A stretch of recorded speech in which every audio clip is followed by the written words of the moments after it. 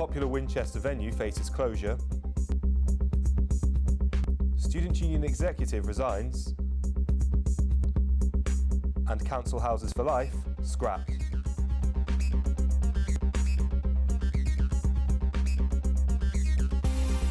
Hello and welcome to Winchester News Online. I'm Andrew Giddings. The owner of a popular student venue in Winchester has slammed plans to reduce opening hours. He claims that a new initiative could do significant damage to his business. Sebastian Farris reports. Winchester's popular student venue Mikiki's fears ruin as a review by the licensing subcommittee approaches. This following complaints from local residents about antisocial behaviour they associate with its nighttime operation. Bar 31, who acquired the Mikiki property last year, have been put under a 3-month probationary period by the City Council after having faced a review on Monday. Mikiki's licence holder believes the proposed limitation of its opening hours would ruin the business. Like I said, there's no record anywhere. Police haven't got any records, the council haven't got any records of any incidents that happens with our customers in and around Winchester City Centre. If we have to close at 11, then it will really be game over. We would lose so much revenue, it really wouldn't be worth us opening. But a local neighbourhood watch coordinator believes action must be taken. We would like to see a review of their licensing arrangements so that they close later. Chief Officer Colin Veal stated that they are permitted to comment on the current situation until the review itself has been held. While Bar 31 appears to be in the clear at present, the Mikiki Lounge will discover their fate on December 10th. Sebastian Farris, Winchester News Online.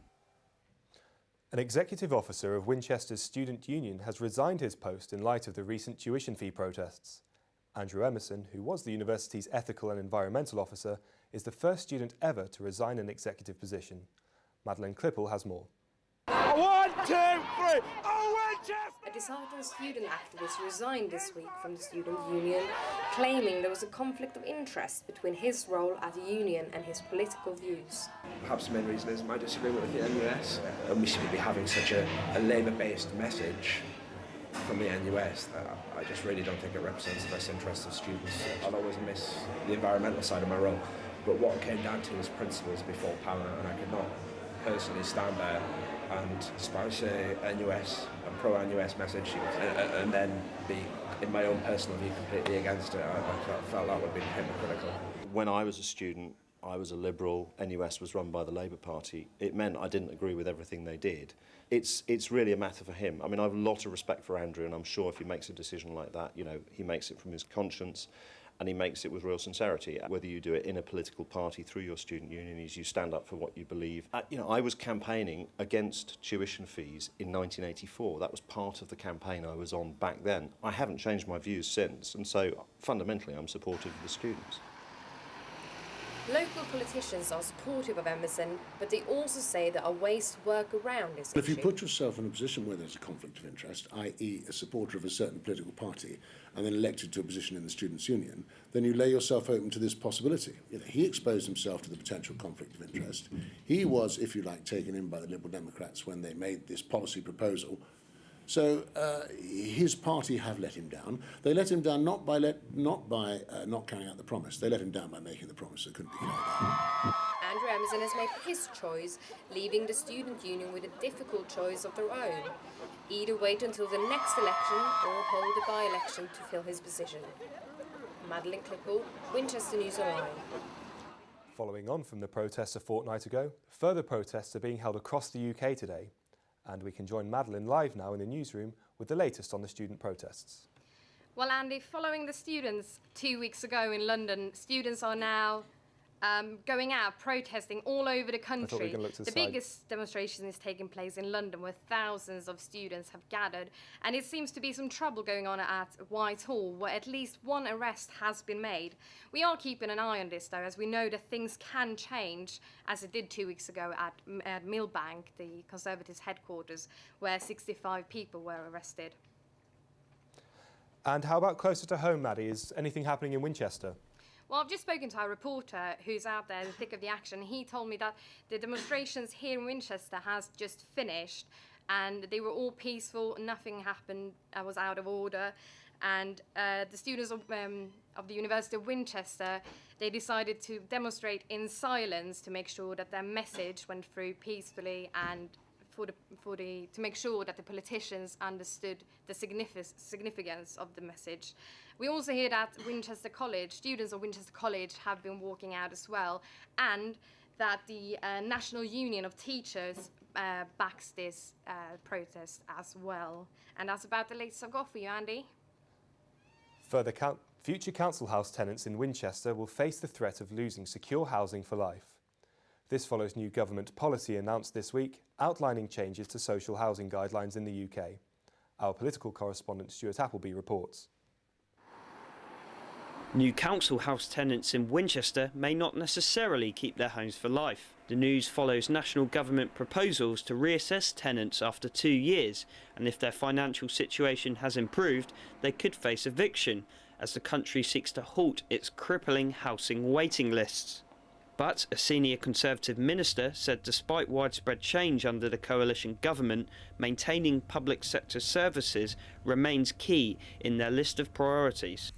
Well, wherever you are a Member of Parliament, you will want to protect frontline services, whether it's in a town like Andover, a city like Winchester, or London, or a rural area.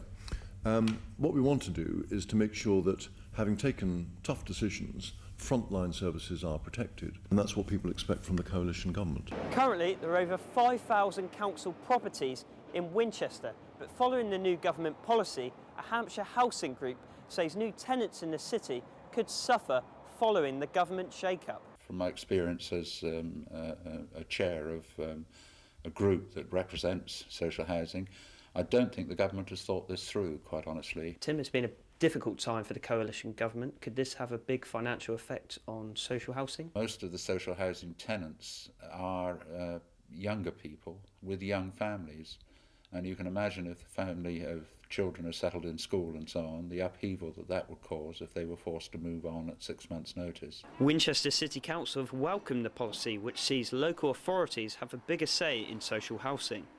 You know, I mean, obviously people in government, you know, if they don't live within the area, how would they know what, you know, the people of Winchester would need? The social housing overhaul is the biggest for a generation, but existing council tenants will keep their lifetime tenancies. Stuart Appleby, Winchester News Online. Train fares in the region will rise by up to 6.5% in the new year, it has been announced. Train companies have defended the increase, claiming it will ensure the long-term future of Britain's railways. Passenger Focus has criticised the increase, saying that train fares in the UK are already the highest in Europe and that passengers will expect standards to be dramatically improved.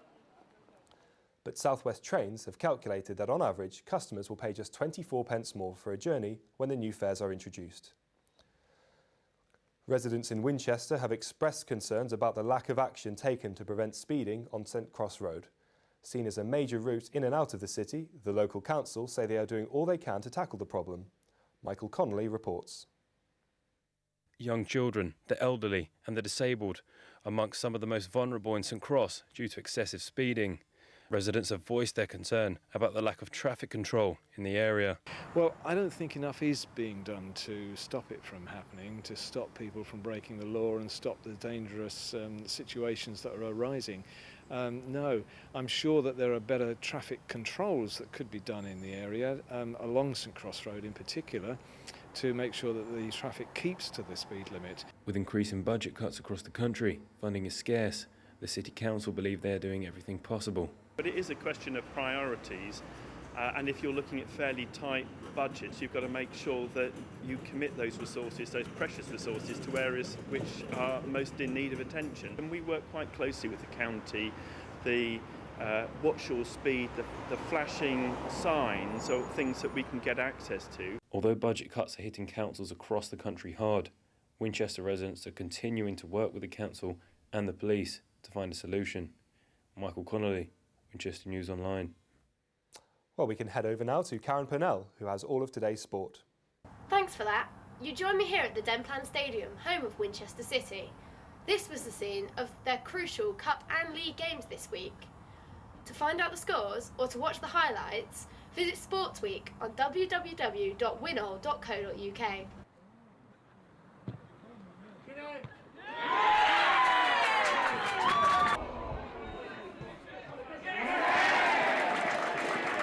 Oh yes, Atkins.